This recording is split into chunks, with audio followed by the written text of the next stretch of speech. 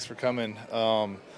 Before we get started, I just wanted to say one thing and thank somebody, and Martin Mayhew. And Martin has decided to retire, and I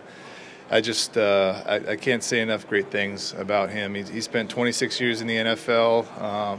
I first met him, the first time I ever had any correspondence with him, I was at UCLA, and I wrote letters to all the front office people in the NFL. And one guy got back to me. It was Martin when he was with the Lions, and it was really cool. And never got to meet him until I got to San Francisco. And he was a great coworker, great confidant, great friend, and he's 26 years in the NFL. He's dedicated a lot of his life to this franchise as a player and then as a GM. Also got his law degree at Georgetown, which is pretty impressive.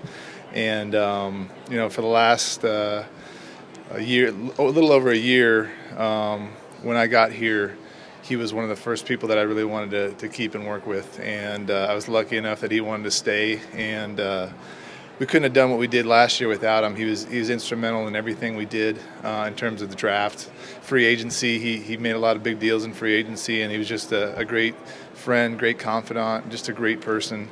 And so just wanted to thank him for all he's given to this franchise and this league, and he will be missed, but just wanted to say how much I appreciate him. We talk about commanders a lot. He's a true commander. So with that, I'll take some questions, and let's get rolling. Will you fill his role? Yeah, we're still looking into that right now, Nikki. Nothing. We don't have anybody earmarked for that exact role. But he does leave a big hole in terms of the front office. He did a lot of things for us, and he's a person I leaned on a lot. So we'll look to fill that in, whether it's immediately or in the future, like after the draft or something. We're still working through that. And you obviously have this morning that you ran and run out for the same trade.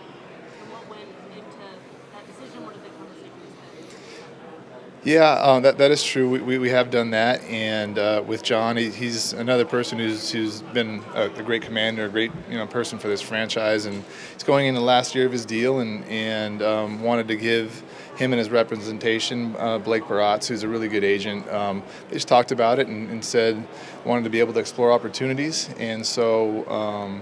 We let them do that, and we're staying in contact with them every day. Just texted with them this morning, and really everything's still on the table in terms of whether it's a trade or staying here or whatever. So we're still going through that. It's kind of early in the stages. We haven't done a lot of exploring yet, but that's kind of where we're at right now.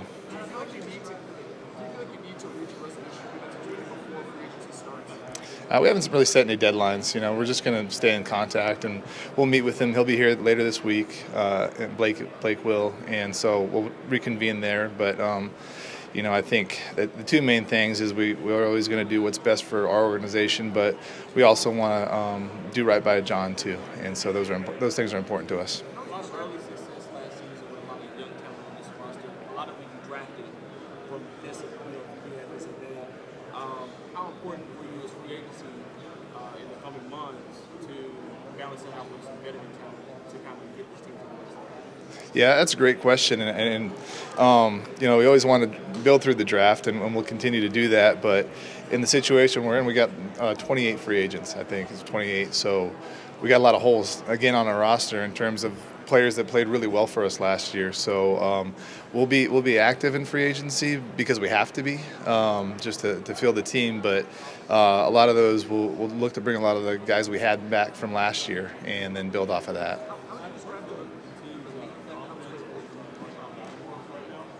Sorry, you're talking at the same time. Really high. We're with Marshawn, I spoke about it at the end of the year, and he came into a tough situation, and he competed his his tail off, and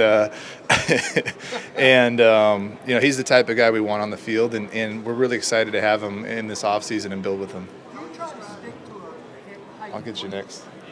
Height, weight, speed, characteristics by position, and if so, like when do you stray from Yeah, I think every team has those guidelines. I think just about all 32 teams have that, like a kind of a standard for what they want at each position. But there's always exceptions, and you know, when you stray from that, it just depends on the position, the person, the player, and everything like that. I think a great example of that is Mikey Sanders still last year, who I think as a corner, obviously you want a 6'2" corner who's quick as a cat and runs a 4.3, and but those guys don't really exist unless you're like top 5 pick of the draft. So a guy like Mikey defies those standards and plays bigger than he is, and so he's one example. But there's thousands of examples around the NFL of guys that don't fit in those parameters but are still excellent NFL players. So.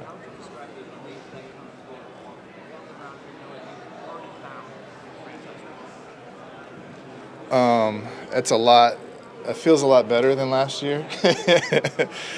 So no, it's we're thrilled to have Jayden and couldn't be happier with his first year, and know he's going to keep getting better and better because not only that's what people do, but that's because of who he is, and he's always going to try to improve himself, and he's his own toughest critic, and he's going to do everything he can to maximize everything he has.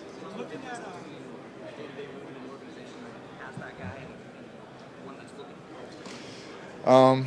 Yeah, I think it's a big difference, really. I think you have one or you're looking for one. I think that's pretty established. So we're very happy that we have one. When you met with Jayden last year, can you talk about the VR when you met with him? Was that a big topic between you guys? Was he curious about how you guys were going to kind of follow through and help him out with that? Yeah, I think that was really important. Early on, Jayden was the guy we knew we were going to draft, and we started talking with Cognalize, which is the company that we use for the VR, and they're an excellent company, excellent people to work with, and they're very committed to Jayden, which is really cool too. So they've, whenever we've needed anything, they've done a great job of helping us out. So it's a big part of his development. Obviously there's a lot of other things that go into that. It's not just VR, but I think it's a great tool, and he uses it really well, and we'll continue to use that. Looking at places you've been, including Washington, what value does it add when you have a quarterback you can bounce ideas off and just kind of collaborate with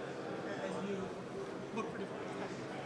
Yeah, I think with Jayden or any player, it's always good to get the perspective of our players and see what's important to them and their thoughts, because everybody has a different lens on things, and those guys have a really good perspective of what goes on in the locker room, what they need, what they want, and so getting their ideas, whether it be other players or what we can do to improve the facility, which they've given us great input on that, and always having an open dialogue, not just with Jayden but with all our players, is a great thing. Adam, what do you feel that you can come to evaluate your roster and what you need when you have a quarterback like Jayden? Well, it's easier to not need a quarterback, but it's always a challenge every year, and that's why we have a great team. DQ and I talk every day about how we can really improve our team and what's the best way to do that, and we have a great staff to help us with that. But it's going to be a challenge every year, not just last year, not just this year, but next year is going to be a new set of challenges, and really excited that we have a great staff around us to help us. Adam, what are your thoughts on what you guys do offensively? When you look at Ohio State receivers specifically, is there something that you see differently in what Brian Hartline does and how those guys produce? Yeah, Brian Hartline's a great coach, and he has been for a long time, and I think he pours his heart and soul into those guys and to getting them ready for the NFL, and a lot of them have a lot of success early on. I know we had a couple of them, and so I think you can ask any team, and they'll say they have a lot of respect for those guys and that staff, and especially him in particular. Adam, what are your thoughts on the state of the running back? For a number of years, it kind of felt like maybe it was being devalued across the league, and last year we saw teams invest in running backs like the Packers, the Eagles, the Ravens, and an uptick in 1,000-yard rushes. Do you see a trend where the running backs gaining a little bit more revival, or was that kind of unique to that? I think both really. I think they're probably going to be a little more valued, but I think last year was a unique free agent class too with running backs where they had some really good players that were out there and available. So. I think it'll probably even out. I think they were probably devalued a little bit too much, and I think it'll even out, kind of go back to where it should be. But I think last year was a little bit of an anomaly just because of how good the talent was in the free agent class. And I've got time for two more. The perception of the franchise team changed league-wide with the one that you guys had. Did it change anything for you in terms of how you're viewing building this team and how far you guys got in the process? In terms of the perception, that hasn't really changed how we go about things. I think our principles are the same. We want to bring in great people, great commanders that are going to help us win. So we're proud of how the DMV's rallied behind us, and really thrilled about what's to come, and just to see how our fans came out towards the end of the year and really supported us. And I think DQ's talked about it, but some of those games they really the players feel it. They really do. The Falcons game in particular, and so really proud of that. Really happy for that, and had a lot of people that I know that grew up in the DMV and have reached out and said how happy they are. So that's something that I think we're all proud of, and we have a lot to thank. We have Josh to thank for that, and DQ and his staff, and so we're going to do whatever we can to keep making those people proud. Both you and head coach Dan Quinn give a heavy weight to the person as much as the player. So after the success last year, is there any part to where you think the roster and the locker room is mature enough to where if you needed to bring somebody in who may have a little bit of red flags or question marks on the character side of things, you guys feel like you guys can stand that? Yeah, I think you hit it right on, and that was one of the coolest things when we were going through this process last year, when I really got to know DQ and we saw everything. We're really aligned on everything, and that is a big thing for us, and finding the right people, and that's not just players, that's support staff, coaches, everybody. So that's always going to be at the core of what we do, and I've been a part of teams that when you start sacrificing that, then it usually doesn't work, and so we've set out and really, I think what's really cool is in our exit interviews this year, we talked to a lot of players, and one of the biggest things that they hit on was we liked all the people you brought in, the players and the commanders and the competitors, and so don't lose sight of that. So we heard that from our players, we felt it ourselves, so that's always going to be at the core of what we do, and there may be an exception here or there, or you make a mistake, and that not on purpose, but that's going to always be at the core of what we do. All right. Thanks, Adam. Appreciate it. All right. Thanks, guys.